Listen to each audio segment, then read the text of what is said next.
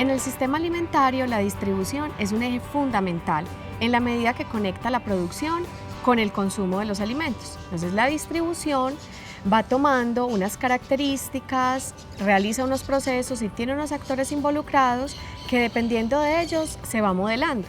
Entonces tenemos algunos modelos como el alternativo, el tradicional y el moderno. Y lo que queremos es comprender cuáles son las formas de producción, comercialización y consumo que cada uno de esos modelos promueve, para luego definir cuál es el modelo garante de soberanía y seguridad alimentaria.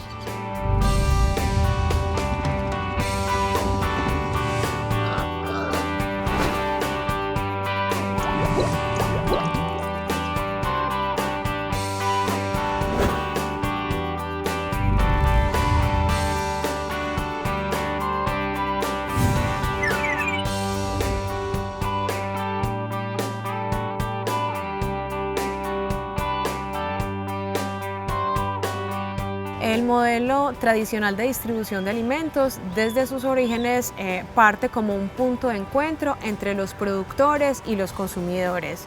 Tuvo sus inicios en los años 50 o 60 del siglo pasado. Está soportado fundamentalmente por una economía familiar campesina de pequeños productores y que están ubicados normalmente en las afueras de las ciudades.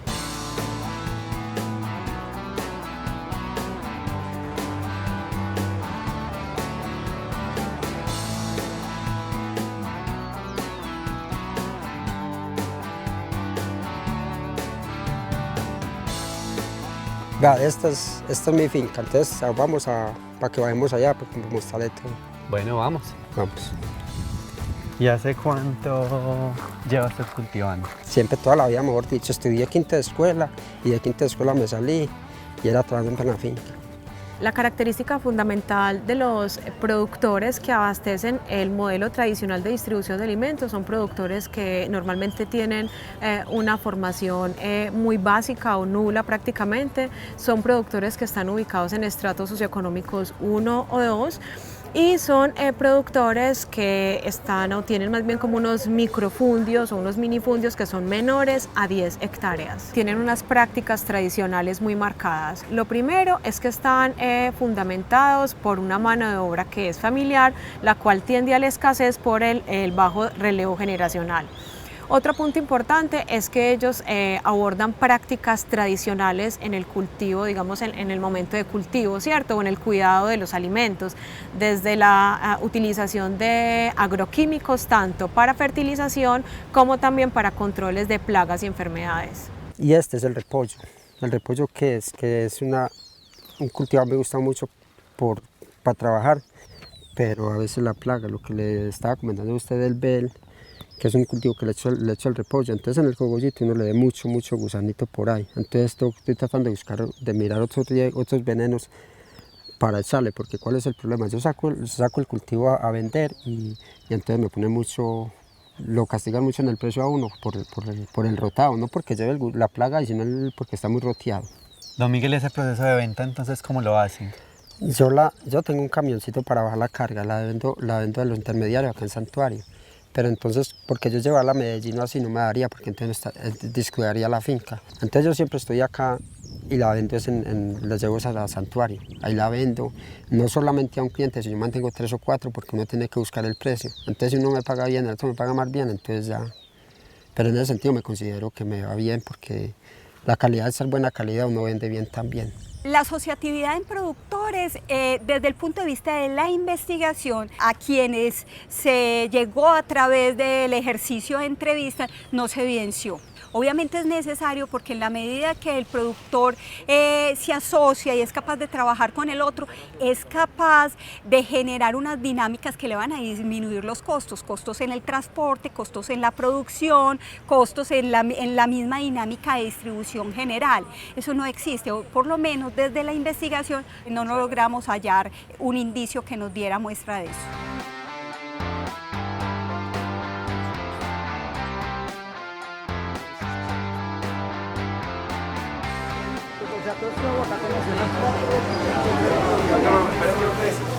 Le ofrecemos la variedad de verduras, los guisantes, la fruta que viene procesada natural, no lleva agua, no lleva colorante, natural es natural. Ella dice, llegó a tanto, entonces se puede dar a tanto, dice ella. Y la ñapita, pues nosotros le echamos una lechuguita, un tomate, de acuerdo a lo que nos lleve, ¿no? Le ofrecemos tintico de agüita aromática, damos.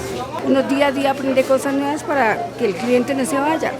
Porque si somos no consiente un cliente, mira, acá hay harto puesto, harto. Por el simplemente hecho de ofrecer un tinto, un agua, ya uno lo amarra. Este aguacate viene del Huila, el gas. Este semit, este choque y este papelillo sí vienen del Tolima. Siempre hay intermediario, porque para hacer directamente tendrían que ir a las fincas. Sería más el costo a los aguacates. El campesino, al señor que me vende, él me vende a mí, yo le vendo al que consume, al consumidor. 3, 4 intermediarios hay. Las plazas del mercado son un modelo que se ha establecido en Colombia a partir de los años 60-70.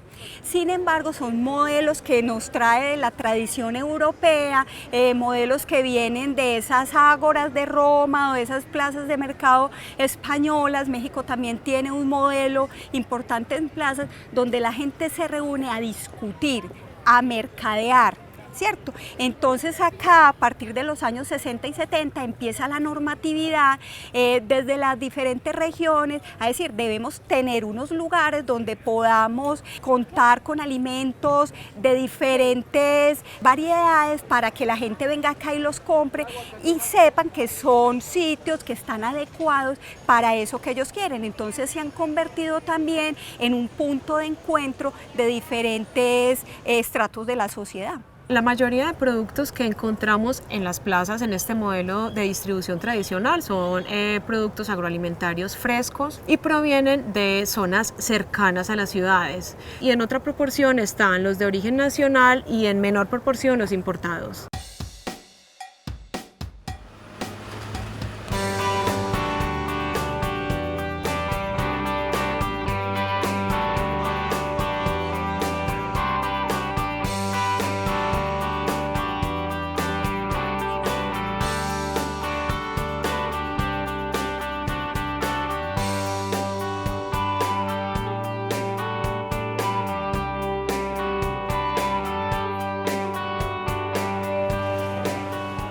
Don Pedro, ¿y usted sabe quiénes son los productores?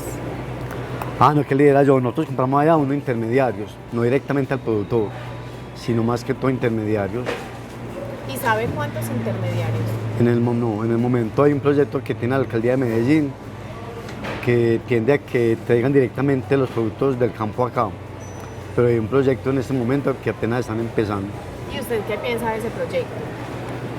Que es bueno porque entonces podemos rebajar el precio del producto, tanto al consumidor como a los que revenden, entonces mejor calidad de vida para todas las personas.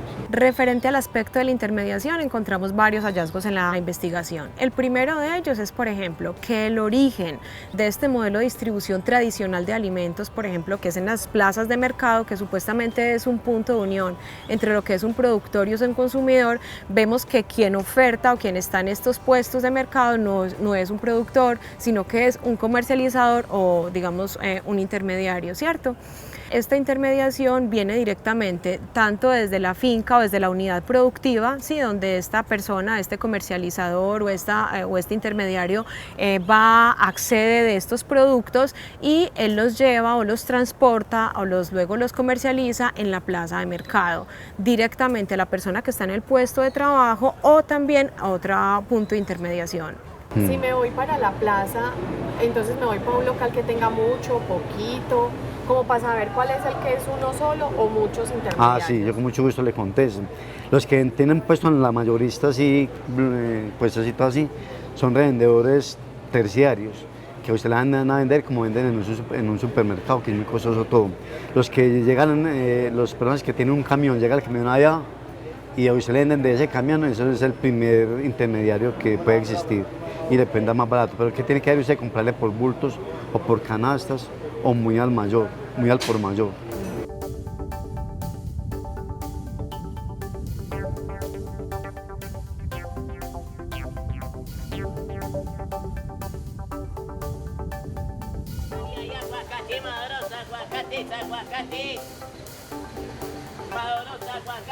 Las plazas de mercado juegan un papel fundamental para que haya equidad más en los precios, en la distribución pues, de los productos.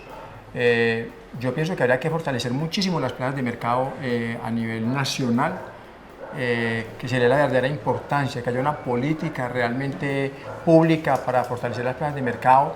Si hablo de una política pública, necesariamente hay que mejorar mucho el tema del transporte, el tema de los fletes, el tema de los cuartos fríos, el tema de la conservación de los productos, digamos, minimizar las pérdidas post cosecha.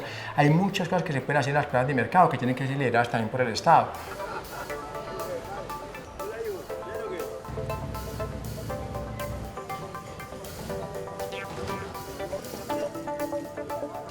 Los recursos y la infraestructura con las que cuentan hoy las plazas o contaban las plazas y que se ha ido modernizando, o sea, unos recursos muy precarios, sí mucho, una estantería donde poner las cosas, una báscula para poder pesar y cobrar precios justos. Sin embargo, a partir de los requisitos de las normatividades, especialmente normatividades ambientales y normatividades de inocuidad sanitaria, ¿cierto? En Colombia le han obligado, digámoslo así, a las plazas a dotarse para asumir una responsabilidad frente a esa inocuidad de alimentos. Nosotros somos conscientes que esta plaza de mercado termina siendo un patrimonio material e inmaterial, un patrimonio material por los edificios, la arquitectura, los espacios, es una obra del centenario de la ciudad de Manizales, y un patrimonio inmaterial por la forma de hacer el mercado, que es face to face, que eso ya se está acabando en Colombia.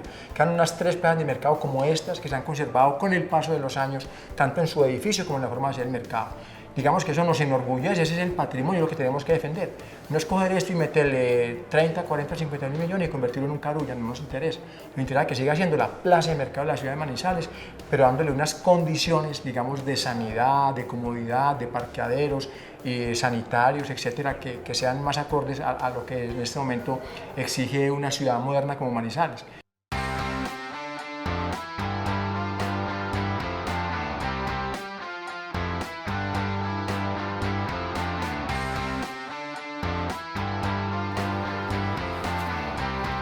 En los últimos años se ha hecho mucho más evidente el control o el monitoreo que está realizando el sector gubernamental en cuanto al manejo de las plazas, por ejemplo, de distribución en el modelo tradicional de alimentos. Por ejemplo, mediante la expedición de resoluciones, normatividades, en el cumplimiento de condiciones higiénico-sanitarias, en cuanto al cumplimiento, por ejemplo, de normatividad ambiental, el manejo de aguas residuales, residuos, por ejemplo. En ese sentido, el cooperativismo ha servido en las plazas de mercado para que se puedan tomar las medidas necesarias y cumplir con las normatividades exigidas a nivel gubernamental. Digamos que las leyes aparecieron mucho después de que se construyeron las plazas de mercado. Sí, claro. Y desde el punto de vista de infraestructura, pues obviamente hay unas nuevas exigencias, especialmente en el tema de cárnicos. Y particularmente esta semana estamos precisamente hablando con la Secretaría de Salud del municipio, porque realmente por más esfuerzos que se hagan, las plazas siempre van a tener inconvenientes con remodelar la plaza totalmente. Los molestan mucho en esa parte de manejo, de disposición final de residuos. Pues aquí voy a chicanear un poquito. A ver. La Plaza de la América fue la primera plaza en Colombia que inició un proceso de manejo integral de residuos y aprovechamiento. Empezamos como a hacerlo sencillo, separación en la fuente, aprovechar haciendo abonos con compostaje, lombricultura, con los residuos de los orgánicos de la plaza, cosas sencillas, aprovechamiento de agua, lluvias. Por aquí han pasado desde el año 2003 hasta la fecha más de 250.000 personas, la mayoría estudiantes, donde se llevan un mensaje de responsabilidad ambiental.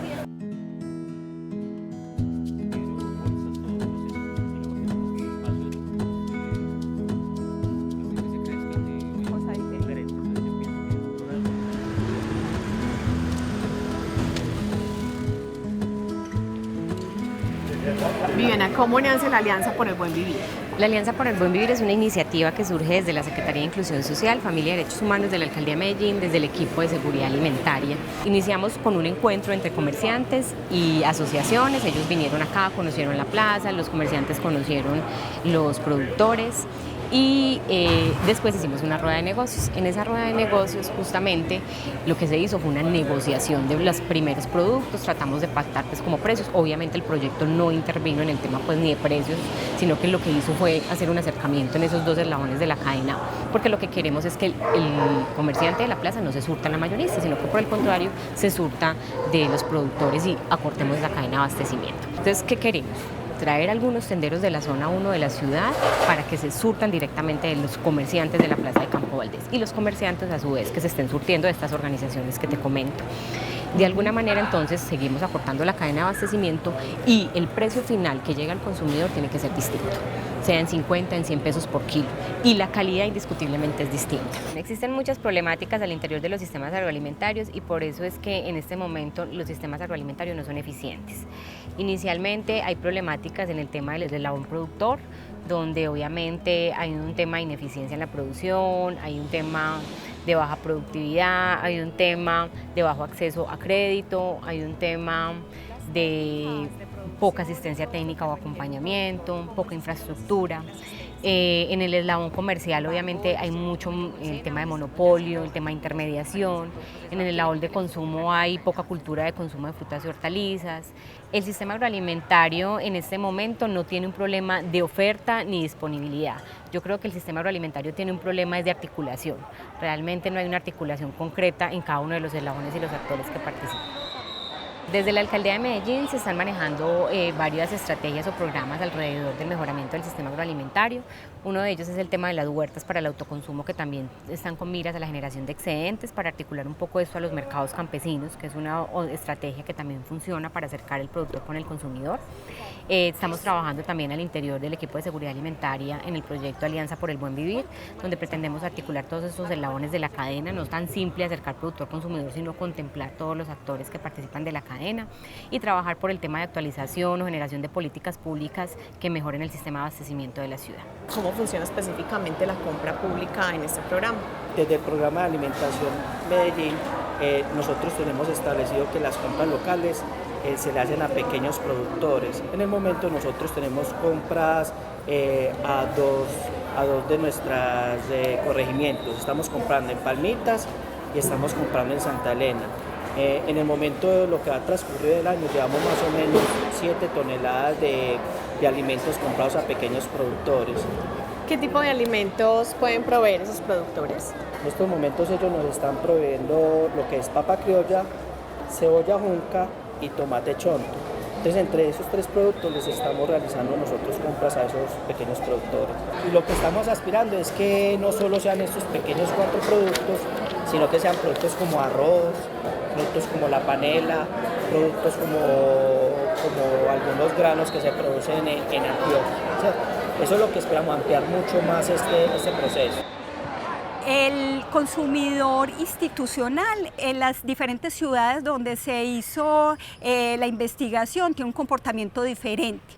Destacamos algunas ciudades, Bogotá, Medellín, donde el consumidor tradicional, aquel que surte a supermercados, que surte a programas educativos, ¿cierto? O a instituciones más bien educativas, a hospitales, a cárceles, se surte generalmente en las plazas. Y allí hay un convenio con algunos distribuidores de la plaza para que se genere esa dinámica. Se dan unos contratos, hay veces formales o informales, para que se dé eso. Entonces tenemos programas como el PAE que utilizan las plazas como uno de sus principales distribuidores.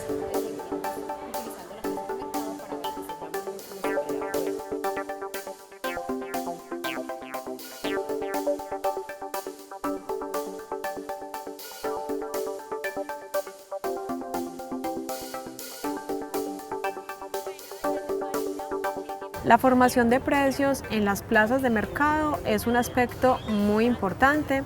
Si bien existe lo que es el SIPSA, que es un sistema de información de precios, ¿sí? Que es, digamos, donde se dan unos lineamientos de un precio base, el precio realmente también obedece a muchas variables, como cuáles, por ejemplo, a la estacionalidad de los productos que se estén comercializando, también a lo que es las inclemencias o la variación del clima, el aspecto de cómo estén las vías, por ejemplo, la infraestructura vial. Otro aspecto importante también es la demanda de esos productos. Entonces todos estos factores surten efecto finalmente en la definición de ese precio en las plazas de mercado. ¿Usted sabe cómo se conoce si la piña está buena? No. Vea, la mira uno acá. Y el olor señor, que se conoce la piña. A ver, Esta está muy blandita. Que no esté sudando, exacto. A mí me enseñaron, aquí me enseñaron cómo comprar la piña. ¿Y esta qué vale? Esa se la doy en 3.500, 3.500. Esas son piñas grandes. Rebajen, vea, voy a llevar la uva, voy a llevar la lechuga. Bueno, entonces ¿cuándo me dan la? Póngala en 3.000. En 3.000. 2.000 pesos allá y 6.000 pesos la libra. La libra, no, pero es que yo no voy a llevar la libra. Media librita, sí. Yo no le dije una libra. Ay, tan vivo. El regateo o ese actuar de la negociación es muy típico de culturas como la del eje cafetero y en Antioquia, donde por calidades empezamos a generar transacciones, a decir, yo quiero un producto, usted lo tiene un poquito más feito, yo se lo compro, pero rebájeme el precio. Entonces en esa medida se va generando una familiaridad, este siempre viene acá y regatea, este sabe que yo le disminuyo el precio, entonces se van generando como esos lazos de confianza. Cuando se convierte en un cliente, ¿cierto? Que siempre está yendo porque aquel me va a rebajar, porque soy capaz de quebrarle el precio, pero el otro dice, si no se lo vendo a ese, nadie más me lo compra, entonces ahí se van necesitando mutuamente. Aquí se da una situación también, digamos, muy importante en el sentido que es la confianza. Si bien, como lo expresaba anteriormente, el origen de las plazas de distribución, o sea, nacen como un punto de encuentro entre lo que es el productor y el consumidor, este punto de encuentro ahora es entre el consumidor y el puestero, digamos, la persona que esté allí. Entonces ya llevan años de confianza, se reúnen también, hablan, se intercambian hasta recetas de qué puede hacer con esos productos. Entonces también hay un factor cultural muy importante, ¿cierto? También de cercanía, por ejemplo, en los barrios donde se encuentran estas plazas. Entonces vemos que no solamente es el regateo, el encontrar varios grados de madurez de los productos, la cercanía geográfica, que es muy importante, sino también es esa confianza o esos lazos que ya se han establecido años atrás.